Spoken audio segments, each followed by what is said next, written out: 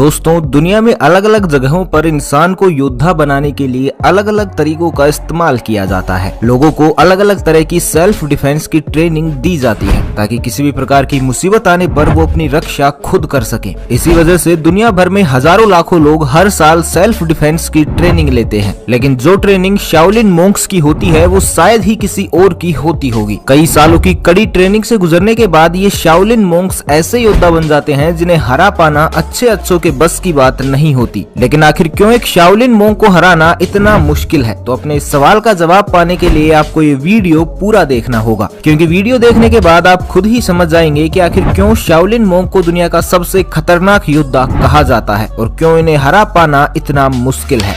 Childhood training. दोस्तों, एक Shaolin monk की ट्रेनिंग बहुत ही छोटी सी उम्र में शुरू हो जाती है। महज 6 साल की उम्र में ही इन्हें शाओलिन टेम्पल में प्रवेश दे दिया जाता है ताकि आगे चलकर एक बड़े योद्धा बन सके। जिस उम्र में बाकी के बच्चे फिल्मों और टीवी सीरियल्स को देखकर योद्धा बनने की सोचते हैं, उस उम्र में ये बच्चे हकीकत में ही योद्धा बनने के लिए कड़ी ट्रेनिंग शुरू कर देते हैं। शुरुआत में इन्हें अपनी बॉडी को फ्लेक्सिबल करना सिखाया जाता है। कुछ ही दिनों के भीतर ये अपनी टांगों को अपने सिर तक लाना भी सीख जाते हैं। किसी पेड़ के मोटे तने में अपने दोनों पैरों को मोड़कर इन्हें कई मिनटों तक लटके रहना पड़ता है ताकि दर्द और पीड़ा को सहन करने की काबिलियत इन मोंक्स में बढ़ाई जा सके। साइज में ये बच्चे भले ही आपको छोटे लग रहे हों, दर्द से करहाते दिख रहे हों, लेकिन इनका हौसला ऐसा है कि ये बड़े से बड़े इंसान को भी मिनटों में धूल चटा सकते हैं।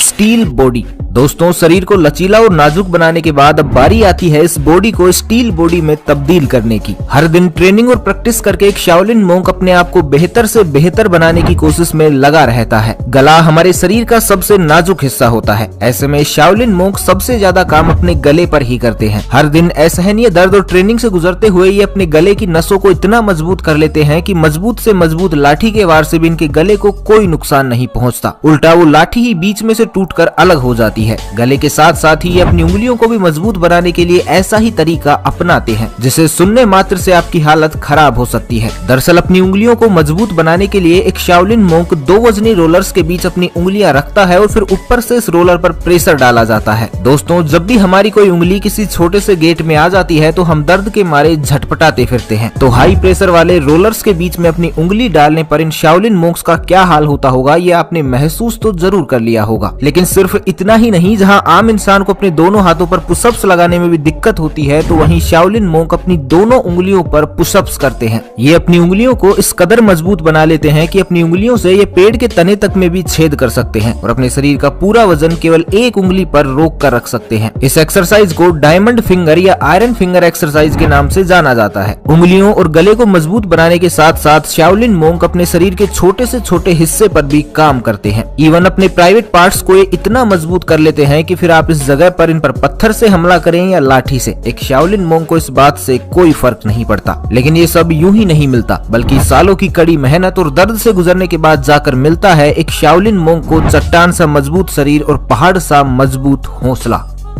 मेडिटेशन। दोस्तों, अगर मुश्किल समय में हमारे पास अपने दिमाग को शांत और काबू में रखने की क्षमता है तो यकीन मानिए हम उस सिचुएशन को कहीं ज्यादा बेहतर ढंग से हैंडल कर पाएंगे। एक अच्छा फाइटर वही होता है जो मुश्किल समय में अपनी भावनाओं पर काबू रख पाता है और संयम नहीं खोता। ऐसा ही कुछ शाओलिन मोंक्स भी करते हैं। अपनी भावनाओं को काबू में रखने और दिमाग को शांत रखने के लिए शाओलिन मोंक मेडिटेशन का इस्तेमाल करते हैं। इससे वो मुश्किल समय में भी खुद को शांत रख पाते हैं, साथ ही उनकी फोकस करने की क्षमता भी बढ़ जाती है और इस तरह से मेडिटेशन का उपयोग कर एक शाओलिन मोंक किसी भी दर्द को सहन करने के काबिल भी बन जाता है। Skill improvement. दोस्तों, एक शाओलिन मोंक बनने के लिए कड़ी और बेहतर ट्रेनिंग के साथ साथ अपनी स्किल्स को इम्प्रूव करना भी बेहद जरूरी है। इसमें सबसे पहले हाथ और पैरों से लड़ना सिखाया जाता है। हाथ और पैरों से लड़ने में पूरी तरह दक्ष हो जाने के बाद ही हथियारों से लड़ना सिखाया जाता है। हाथ और पैरों को मजबूत करने और उनकी क्षमता बढ़ाने के लिए अलग अलग तरह के तरीके अपनाए जाते हैं, जिसमें से एक में शाओलिन मोंक्स को कुछ इस तरह से 2 पिलर्स पर खड़ा होना होता है। इसके बाद उनके दोनों हाथों में पानी से भरी 2 बाल्टियां थमा दी जाती है। साथ ही शरीर का संतुलन बनाने के लिए दोनों कंधों और सिर पर कटोरे भी रख दिए जाते हैं। एक शाओलिन मोंक को दर्द सहते हुए काफी देर तक खुद को इसी स्थिति में बैलेंस करना होता है। इसके लिए हर एक स्टूडेंट में पावर और सेल्फ कंट्रोल का होना बेहद जरूरी होता है। साथ ही सीढ़ियों पर नीचे से ऊपर चढ़ने और फिर ऊपर से नीचे की ओर आने की इनकी कला भी बेहद अनोखी होती है और अगर इस दौरान कोई गलती होती है तो उसकी सजा भी बहुत बड़ी होती है, क्योंकि असफलताओं के लिए शाओलिन टेम्पल में कोई जगह नहीं है।